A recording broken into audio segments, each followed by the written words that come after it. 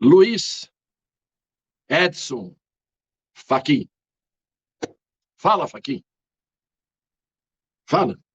De estupefação com a engenhosidade e a competência de nossa justiça eleitoral é, a rigor, um triste resquício colonial, uma ressonância de atraso, vocalizada por quem não enxerga em nosso país a capacidade de propor as melhores soluções para os próprios problemas. A democracia é inegociável e o negacionismo eleitoral que se volta contra ela é, a rigor, uma vanguarda. Essa vanguarda do atraso. Você, Luiz Edson Fachin, não engana ninguém. Você pode pensar que engana, como alguns colegas seus. Vocês podem pensar que estão enganando. Vocês não estão enganando ninguém. Você tem lado.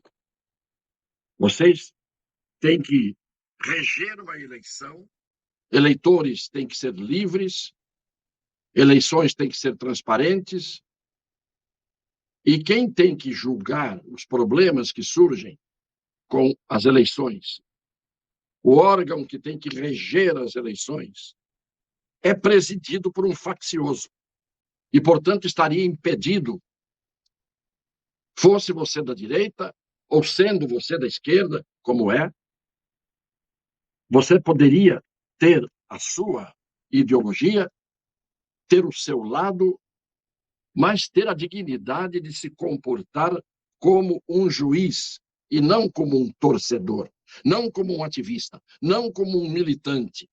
Você sabe que tem lado, e quem tem lado não pode estar como fiel da balança da justiça. Você tem lado, e lado de quem revela, inclusive, ódio pelo lado oposto. Tudo isto pode acontecer normalmente numa democracia. Só não pode o presidente do Tribunal Superior Eleitoral e membro do Supremo Tribunal Federal ter esse lado e ter esse comportamento. Vamos ver quem você é. Muita gente já viu, muita gente esqueceu, muita gente não viu, e precisa ver para que possa julgar com critérios justos, que não é o critério que você usa para julgar. Então vamos lá, colocando a participação do Luiz Edson Fachin, quando não era ministro, dentro de uma convenção, de uma reunião em Curitiba, feita pelo PT, em favor da candidatura, à época, Dilma Rousseff, que foi a fada madrinha que depois colocou o Fachin, seu aliado, no tribunal. Foi ela que o pôs. Vejam qual é o lado escancarado, eu diria descaradamente mostrado pelo Fachin. Vejam qual é.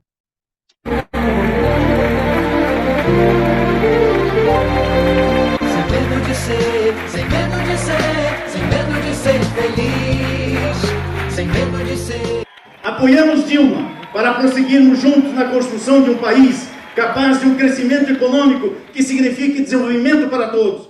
Como disse, por todos nós, Gofredo Teles da Silva Júnior, em sua célebre carta, ao povo é que compete tomar a decisão política fundamental, que irá determinar os lineamentos da paisagem jurídica que deseja viver. Nós já decidimos, dia 31 de outubro, votamos Dilma Rousseff para a presidência do Brasil.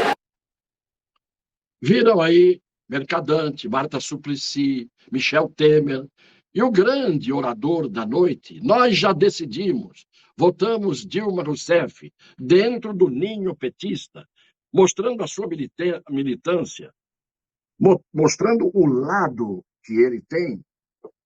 Aí, a fada madrinha eleita o coloca no Supremo Tribunal Federal. E ele, que deveria ter a decência de se comportar ali, neutro na hora de julgar, na hora de emitir os seus votos, os seus pareceres, as suas decisões, ele, de uma forma absolutamente escancarada, eu diria de uma forma descarada, ele simplesmente faz o que ele está fazendo. Ele faz um discurso político.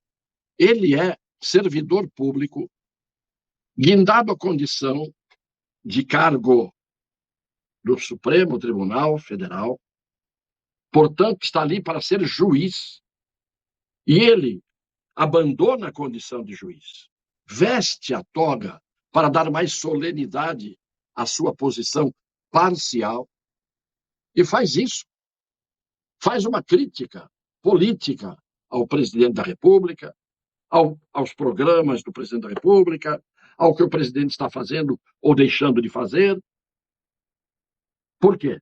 Porque ele é o cabo eleitoral, desta vez, do adversário polarizado do presidente da República. Então, esse cabo eleitoral sistemático, que deveria estar impeachado, como as pessoas dizem, exatamente por quê? Porque não tem isenção, não tem imparcialidade, porque exerce função política, que é vedada aos juízes pela Constituição e pela lei. Ele continua fazendo isso.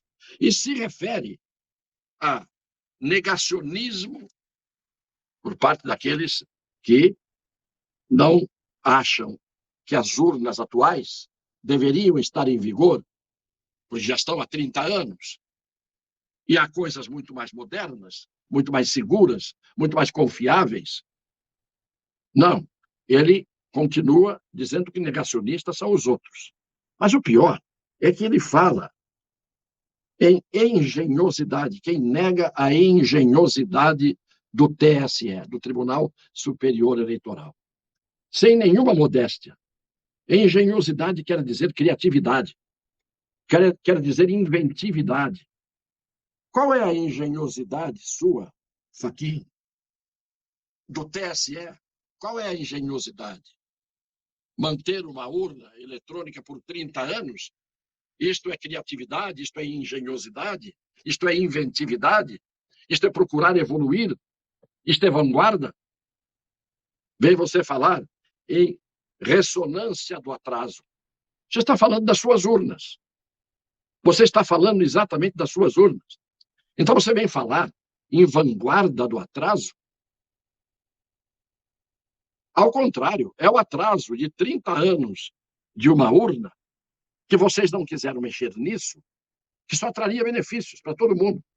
Me responda alguém, onde é que está a lógica de você, podendo mudar uma urna que tem 30 anos para uma urna que emita um comprovante do voto e que, portanto, torne o voto auditável e que não faça com que o rebanho de eleitores, todos nós, apertemos um botão sem saber se aquele voto foi destinado efetivamente para quem nós o enviamos. Então, onde é que está o atraso? Você fez um discurso tendo o seu lado e mostra o atraso, que é o atraso que vocês defenderam com unhas e dentes. Então, é uma coisa triste o que a gente vê quando você fala é um resquício colonial. O Brasil colônia teve grandes defeitos, mas teve grandes virtudes. Alguns defeitos, como os de hoje, com os atrasos de hoje, com o espírito colonialista de não avançar para a modernização do sistema eleitoral. Brasil colônia.